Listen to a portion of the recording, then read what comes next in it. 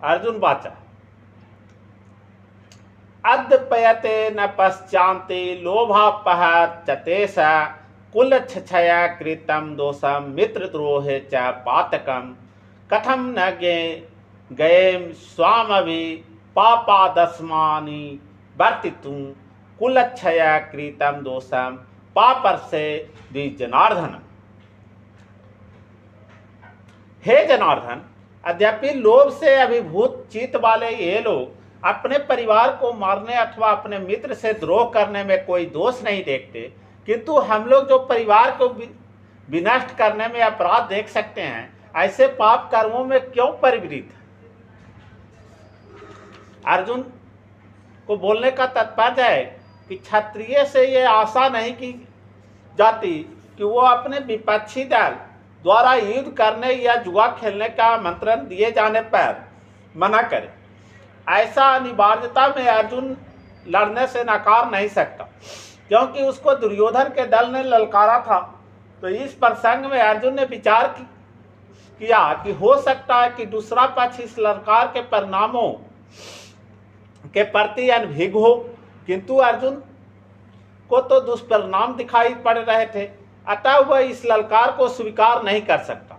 यदि परिणाम अच्छा हो तो कर्तव्य वस्तुतः पालनीय है, किंतु यदि परिणाम विपरीत हो तो हम इसके लिए बाध्य नहीं होते।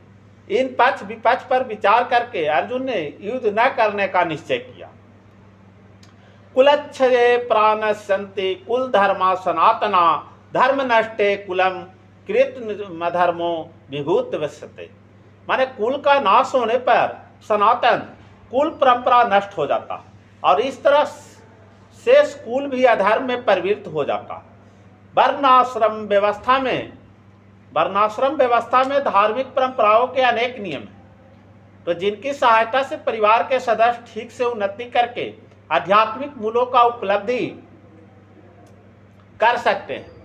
परिवार में जन्म से लेकर मृत्यु तक के सारे संस्कार के लिए वयोवृद्ध लोग उत्तरदायी होते हैं, किंतु इन वयोवृद्ध की मृत्यु के पश्चात संस्कार संबंधी पारिवारिक परंपराएं रुक जाती है और परिवार के जो तरुण सदस्य बचे रहते हैं वे अधर्म या व्यसनों में प्रवृत्त होने से मुक्ति लाभ से वंचित रह सकते हैं। अतः किसी भी कारणवश परिवार के वयोवृद्ध का वध नहीं होना चाहिए। अधर्माभिभात कृष्ण पर दुष्यंते कुलस्त्रिया अस्त्रिषु दुष्टासु बासर्णय जायते वर्ण संकर। हे कृष्ण, जब कुल में अधर्म प्रमुख हो जाता है तो कुल की स्त्रियां दूषित हो जाती है और अस्तित्व के पतन से ही वृषणी वंशी अवांछित संतानें उत्पन्न होती है। माने अर्जुन का कहने का तात्पर्य है कि जीवन में शांति, सुख और आध्यात्मिक उन्नति का मुख्य सिद्धांत मानव समाज में अच्छी संतान का होना है। तो वर्णाश्रम धर्म के नियम इस प्रकार बनाए गए थे कि राज्य तथा जाति के आध्यात्मिक उन्नति के लिए समाज में अच्छी संतान उत्पन्न हो। तो ऐसी संतान समाज में स्त्री की सात्वित्व उसकी निष्ठा पर निर्भर करती है। तो जिस प्रकार बालक सरलता से कुमारगामी बन जाते हैं, उसी प्रकार स्त्रियां भी पत्नोमुखी होती है। अतः बालकों तथा स्त्रियां दोनों को ही समाज की वायुवृत्ति की संरक्षण आवश्यक है। तो स्त्रियां विभिन्न धर्मों प्रथाओं में संलग्न रहने पर व्याभिचारिणी नहीं होगी। चाणक्य पंडित के अनुसार सामान्यतः स्त्रियों अधिक बुद्धिमान नहीं होते।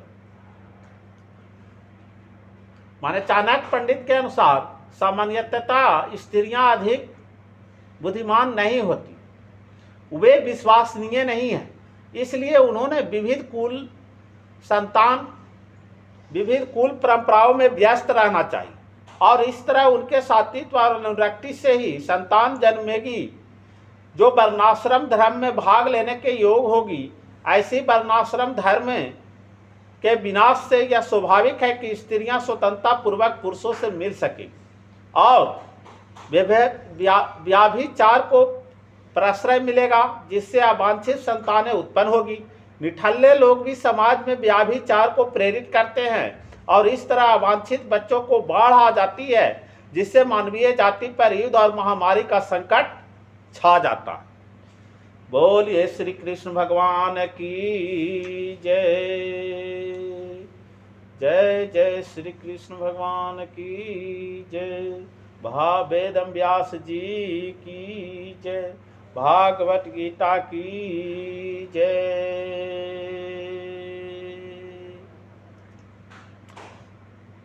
शंकरो नारकायवो कुल घनाम कुलस्य च पतन्ते पितरो होसामा लुप्त पिंडो डक्रिया। माने अवांछित संतानों के वृद्धि से निश्चय ही परिवार के लिए तथा पारिवारिक परंपरा के लिए विनष्ट करने वालों के लिए नारकीय जीवन उत्पन्न होता है। तो ऐसे पतित कुलों के पुरखे गिर जाते हैं, क्योंकि उन्हें जल तथा पिंड दान देने की क्रियाएं समाप्त हो जाती। तो कहने का तात्पर्य है कि सकाम कर्म के विविधानों के अनुसार कुल की पितरों के समय समय पर जल तथा पिंड दान दिया जाना चाहिए।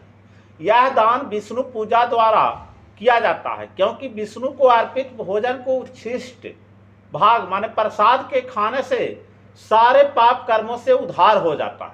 कभी कभी पितरगण विविध प्रकार के पाप कर्मों से ग्रस्त हो सकते हैं, और कभी कभी उनमें से कुछ को स्थूल शरीर प्राप्त न हो सकने के कारण उन्हें प्रेतों के रूप में सूक्ष्म शरीर धारण करने के लिए बाध्य होना पड़ता है।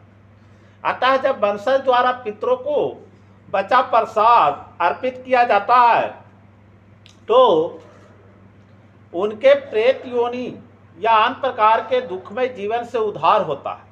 तो पितरों को इस तरह की सहायता पहुंचाना कुल परंपरा है, और जो लोग भक्ति के जीवन यापन नहीं करते उन्हें यह अनुष्ठान करने होते हैं। केवल भक्ति करने से मनुष्य सैकड़ों या हजारों पितरों को ऐसे संकट से उबार सकता।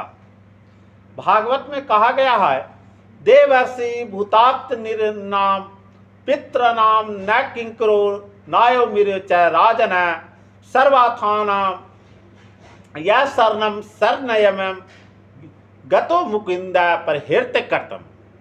जो पुरुष अन्य समस्त कर्तव्यों को त्याग कर मुक्ति के दाता मुकुंद के चरण कमलों की शरण ग्रहण करता है और इस पथ पर गंभीरता पूर्वक चलता है, और देवताओं मुनियों समान जीवों स्वजनों मनुष्यों या पितरों के प्रति अपने कर्तव्य या ऋणों से मुक्त हो जाता है, तो श्री भगवान की सेवा करने से ऐसा दायित्व अपने आप पूरे हो जाते हैं।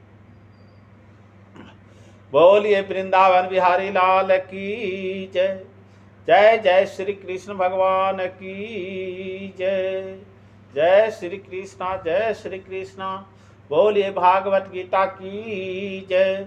वेदम व्यास जी की जय।